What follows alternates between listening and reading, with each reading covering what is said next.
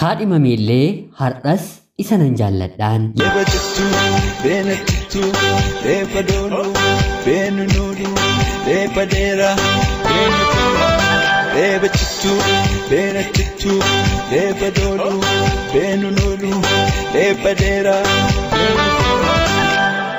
Yeroodhaaf maqaa kiyya himachuun barbaadu kanin dhaladheetti guddadhe Oromiyaa jiituu Arsii keessattidha. Akkuma nama kamuu umriin koo barnootaaf yeroo ga'u maatiin koo gara mataatti na erganii. Anis ijoollummaa kootti akka ijoolleetti maatii koof ajajameen wanta narraa eegamu hundumaa baheen barnoota koo seeraan qayyabachaa kutaadhaa gara kutaatti darbaa umriin koos jabaachaa dhufe. Dargaggummaan koos ga'ee qaamni koo akka habaaboo daraaraa lalisuu guddachuu yeroo jalqabutti qalbiin koo dargaggeessa tokkorra na buute. Akka inni gaaffii jaalalaa naaf dhiyeessuufis karaawwan adda addaa baneen ture. Haa ta'uutii garuu inni barnoota isaa malee anaan guyyaa tokkoyyuu ol jedhee na ilaaleen beeku. Guyyaa guutuu ijaan mana barumsaattis haa ta'u naannoo qe'ee keenyaatti otoo isan argeen yoo nafe nyaata nyaadheen quufan ba'u, bishaan dhugees dheebuun ba'u. Yaadni koo takkaafillee gabnaaf hin jettu. Hiriyoonni koo dubartootaa hundi akka ani isa jaalladhu ni beeku.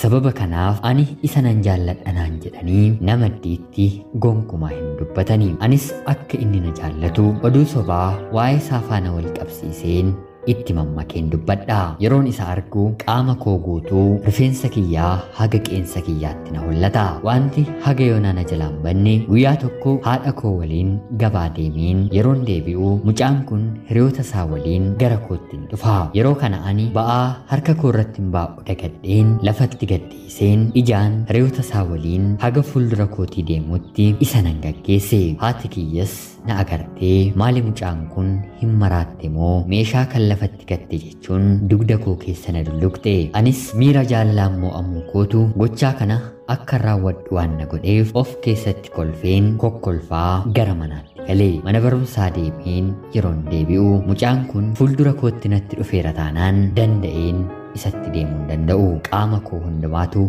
na hidhama. Garaa jabaadheen guyyaa tokko xalayaa barreeffadheen akka ani isa jaallamuuf barreesseen qopheeffadhe. Haa ta'uutii garuu torbee lama guutuu bakka inni argamuu danda'u hundumaatti harka kootti qabadhee joorus haa ta'uutii garuu onnee ittiin harka isaatti laadhu argachuu hin dandeenye. Hanguma kutaan barnootaa koo dabalaa dhufutti fedhiif barnootaaf hin qabu gadi bu'aa dhufee jaalalli godoo isaan irratti dhaabbate. Ana qofaatu isa jaallata malee inni akkuma ani isa jaalladheeyyuu wanna tokko wanta beeku hin qabu. Barnoota isaatti illee qaxaleedha. Barnoonni karaa gurra koo bitaa galee karaa mirgaa yaa'uu yeroo jalqabu abdii kutadheen maatii kiyya rakkiseen biyya hambaatti na ergitan malee jechuun hin rakkiseeni. Isaanis na kadhatanii na gorsanii erga dadhabanii booda deemii siifaa ta'u naan jedhanii gara biyya hambaatti piroosii hundumaa fi kaffaltii hundumaa xumuranii na erganii. Nagaan ga'ees jiruu fi jireenya koo gaggeessuu eegaleen waggaa tokko akkuma hin xumureen toora sooshaal miidiyaallee fayyadamaa waan hin tureef dargaggeessa kana maqaa isaadhaan barbaadeen argadhe. Lebattu benattu lepadolu benunulu lepadera benattu lebattu benattu lepadolu benunulu lepadera. Riyyummaas gaafadhee na fudhatee kanan afaaninis ta'e barreeffamaan isa gaafachuun sodaadhe. Sin jaalladhaa, jaalala keetiin hedduu miidhameeraa, mallattoowwan gabaattis haa ta'u mana barumsaa irratti natti argitu dirqii jaalala kootii maalaa godhuu jechuun isan gaafadhe. Innis hanga kana kan na jaallattu yoo ta'e haga yoonaa maaliif otoo natti himiin turte ammas darbeen qabu waliin ta'uu hin dandeenyaa jechuudhaan qalbii kiyya qabbaneesse. Na wajjinis hariiroo eegale. Haa ta'uutii garuu akka ani isan jaalladhu inni nan jaallatu, akka ani barbaaduu fi nama ani filadhus anaaf ta'uu dide. Baay'ee darbaa na tuffata. Yeroo yeroottis walitti ni buuna. Jaalalli ana bira malee isa biran jiru. Waggaa tokkos jaalalaa hin jedhamne fedhii nama lamaan irraatti hin dhoofne kan koo qofa kan ta'e erga waliin hin dabarsee booda isa waliin illee walitti bu'een kontiraata koo waggaa lamaarree xumureen gara biyya kootti deebi'eeni malee. Yeroon biyya galuu wantoonni hedduun natti jijjiiramaniiru. Dargaggeessi kunis biyyatti deebi'uu koon dhageenye. Biyya galeen nan bilbilaa fi jedhee karoorfadhus haa ta'utii garuu moobaayilli ani biyya ormaatti waggaa 2 qabadhee biyya dhufeen guyya 2 narraan bulle. Hattuun karaatti narraa fudhatte. Lakkoofsi bilbilaa saarree bilbila sana keessa waan na tureef deebi'een isa ardeenye. Walittis buunee waan na turreef barbaaduufis fedhiin godhanne. Biyya galeen haga torbee 2tti dargaggeessa tokko waliin akka tasaa wal barre. Hariiroon jaalalaa keenyaas torbee 2 toon xumuriin sinkaa dhimmadhaa jechuun na gaafate. Anis tole jedheefiin jaarsi maatii kiyyatti ergamee qubeelaan 2 ta'e. Abbaan manaan koos maatii kiyya eeyyamsiisee 2 taanee mana tokko keessa waliin jiraachuu eegalle. Inni nama baay'ee gaarii fi bultii isaallee nama sirriitti kabajudha. Haa ta'utii garuu anaaf homtuu jireenyi naaf ta'e. Qalbiin koo ammallee dargaggeessa ijoollummaa koottiin jaalladhe sammuu koo keessa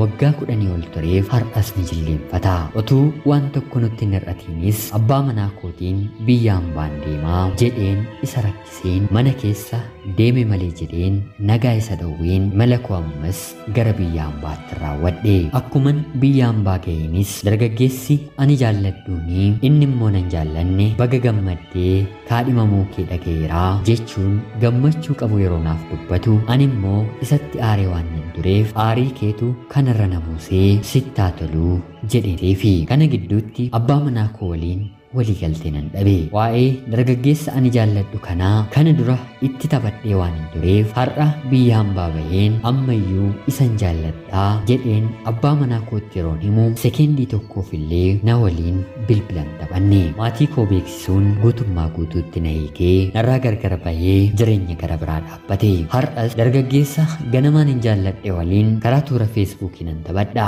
Haa ta'utii garuu inni nan barbaadu. Sababa isaatti jireenyi maatiin koo naaf jaallatan diigameeti jira. Hiriyoonni koo yaada keessan naaf qodaa. Ana obboleettii keessan biyya hambaarraa ulfaadhaa nagaatti galatoomaa.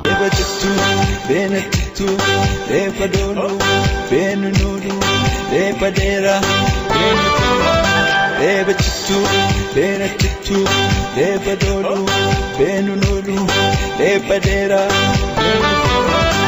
Yooyaa shamaa akkam jirtu kabajamtootaaf hordoftoota qophii Oromiyaa 24. Nagaaf jaalalli tokkummaan bakka jirtan hundaatti hunda keessaniif yaatu jechaa yaadhaa seenaa obboleettiin keenyi biyya hambaarraa nuuf ergite isiniif dubbiseen hin ka'a. Akka sanarraa barattaniif hubannoo cimaarraa argattan homaa shakkii tokko illee hin qabu. Obboleettii keenya ergaa kee kana nuuf qooduu keetiif guddaa galatoomsiin jechaa kabajamtootaaf hordoftoonni qophii Oromiyaa 24 yaada obboleettii keenya deeggaruu jireenya ishee haala gaariin qabsiisuu danda'u akka qooddanii fi komentii jalatti akka barreessitanii fi kabajaan isiniin gaafadha. Ulfaatina jireenyaa beekuudha fi miiraan wanta tokko keessa galuun haalota akkasiitiif nama saaxiluu ni danda'a. Jireenyi jaalalaa karaa lamaan seeraan yoo utubamte malee haga xumuraatti deemuu hin dandeessu. Hunduu jireenya mataasaa waan ta'eef nama jireenya isaatti qoosummoo dhaabbatee ilaaluun barbaadu. Obboloonni koollee yaada keessan qodaa fi jechaa chaanaalii lammaffaa Oromiyaa 24 fayyaa Oromiyaa komentii jalqabaa irratti argamu namoonni haga yoonaatti hin dhageenye sabskiraayib laayikii fi sheer gochuun na deeggaraa jechaa qophiin sa'aatii kanaaf isiniif qabadheen yaadde kana fakkaatti. Namoonni chaanaalii keenyaaf haaraa taatan anaa dhufu kun Oromiyaa 24 guyyaa guyyaatiin xalayaa jaalalaa fi seenaa jireenyaa nama barsiisuu bashannansiisuu danda'u isiniif qabattee waan dhiyaattuuf isinillee sabskiraayib gochuun maatii keenya erga taatanii booddee xalayaa jaalalaa yookiin seenaa jireenyaa nama barsiisuu bashannansiisuu danda'u qabaattan karaa telegiraamii karaa lakkoofsa bilbilaa kiyyaa duwwaa 937 naaf erguun irratti hirmaachuu ni dandeessu. Qopheessuuf qindeessuun isin waliin kanan ture ani gammachiista shoomeeti. Qophii gara biraatiin galgala hanga walitti deebinutti bakka jirtan maraan